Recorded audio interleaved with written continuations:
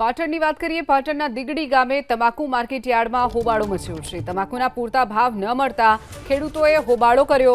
હોબાળો થતા એપીએમસીના ચેરમેન ખેડૂતો માટે ત્યાં પહોંચ્યા હતા। ખેડૂતોએ હોબાળો કરતા થોડા સમય માટે હરાજી અટકી પણ ગઈ હતી।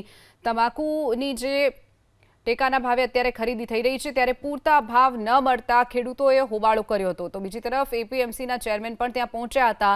ખેડૂતોએ હોબાળો કરતા થોડા સમય માટે હરાજી પણ અટકી ગઈ હતી। તો પાટણનું દીગડી ગામ જ્યાં એપીએમસી આવેલી છે જેમાં ખેડૂતોએ હોબાળો કર્યો હતો। ખેડૂતો પોતાની જે તમાકુનો પાક લઈને ત્યાં પહોંચ્યા હતા પરંતુ પૂરતા પ્રમાણમાં ભાવ ન મળતા ખેડૂતોએ હોબાળો કર્યો હતો। પાટણની વાત કરીએ પાટણના દીગડી ગામે તમાકુ માર્કેટ યાર્ડમાં હોબાળો મચ્યો છે। તમાકુના પૂરતા ભાવ ન મળતા ખેડૂતોએ હોબાળો કર્યો।